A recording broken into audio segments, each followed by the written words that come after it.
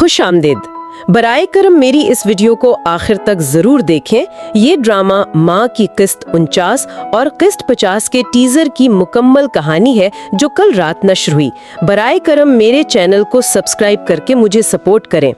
अच्छा, तो अब बात करते हैं आज के इस जायजे की। कभी आपने सोचा है कि झूठ और फरेब की जो बुनियाद होती है वो कितनी खोखली होती है? मतलब हम माँ ड्रामे में देख रहे हैं कि हर रिश्ता अब एक तरह का समझौता बन गया है।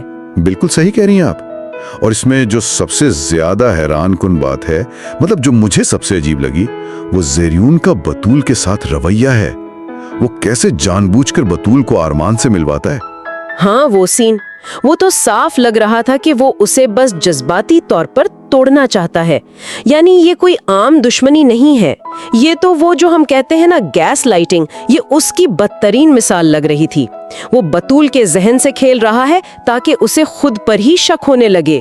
बिल्कुल, ये एक बिछाई हुई बिसात है, शतरंज के खेल की तरह, जहां बतूल एक बेखबर मोहरा है। लेकिन आप देखें, ज़ेरियून की इस नफसियाती हेरा फेरी के पीछे ना कोई डर या खौफ छुपा हुआ है ना, क्योंकि वो हर वक्त कंट्रोल करना चाहता है। 100%। वो ताकतवर नहीं है, वो अंदर से इंतहाई गैर महफूज है। ये सब वो इसलिए कर रहा है क्योंकि असल मसला वो अंकल अदील की वसीयत का है, जो अरमान अपने साथ लेकर आया था। वो वसीयत ज़ेरियून के इस पूरे झूठे महल की चाबी है। ओह अच्छा, रुको एक मिनट, वो वसीयत तो बतूल को मिलनी चाहिए थी ना, तो उसने अरमान की पूरी बात सुने बगैर ही उसे वहां से क्यों निकाल दिया? मतलब क्या वो इतनी अंधी हो चुकी है कि अपना ही नुकसान कर रही है? यही तो ज़ेरियून के जहरीले कंट्रोल की सबसे बड़ी कामयाबी है। उसने बतूल का अरमान पर से जो एतबार था वो बिल्कुल खत्म कर दिया है। बतूल हकायक देखना ही नहीं चाहती अब, और नतीजा क्या निकलता है? वो वसीयत ज़ेरियून के हाथ लग जाती है।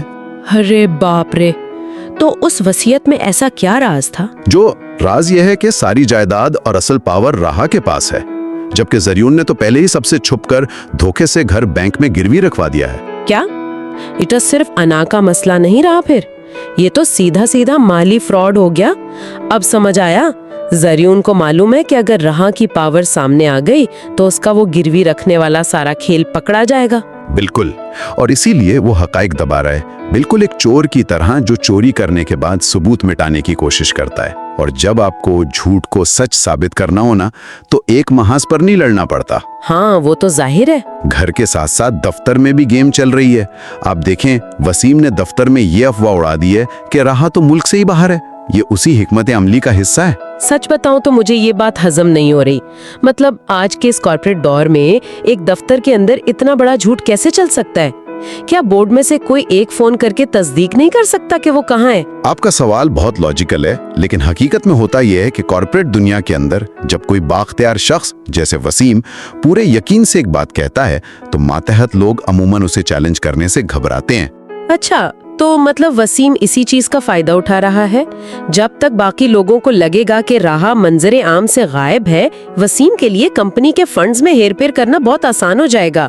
ये तो मालूमात को ब्लैकआउट करने की पूरी एक साजिश है। जी हाँ, यानी झूठ जितना बड़ा और एतमाद से बोला जाए, लोग उसे उतना ही सच मान लेते हैं। अच्छा, दूसरी तरफ इसी दफ्तर में शाज़ीन और अलीना का भी तो एक अजीब मामला चल रहा है। हाँ, अलीना उसकी तवज्जो चाहती है और शाज़ीन उसे बिल्कुल सख्ती से मना कर देता है।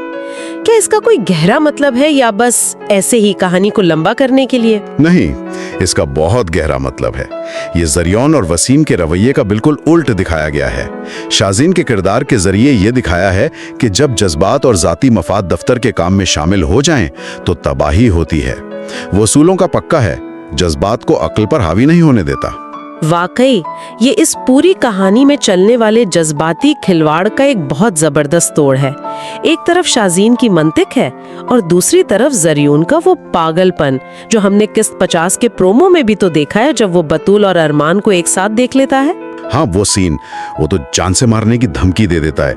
ये साफ जाहिर कर रहा है कि अब उसके हाथ से कंट्रोल छूट रहा है, और जब जालिम का कंट्रोल खत्म होता है तो वो सीधा तशद्दुद पर उतर आता है। बिल्कुल, लेकिन मुझे सबसे ज्यादा मजा राहा की वापसी में आया है।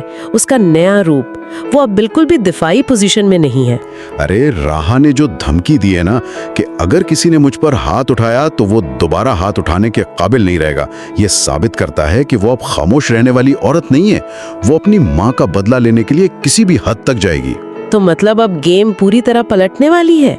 ये सब ना हमें अपनी हकीकी जिंदगी के रिश्तों के बारे में भी सोचने पर मजबूर करता है।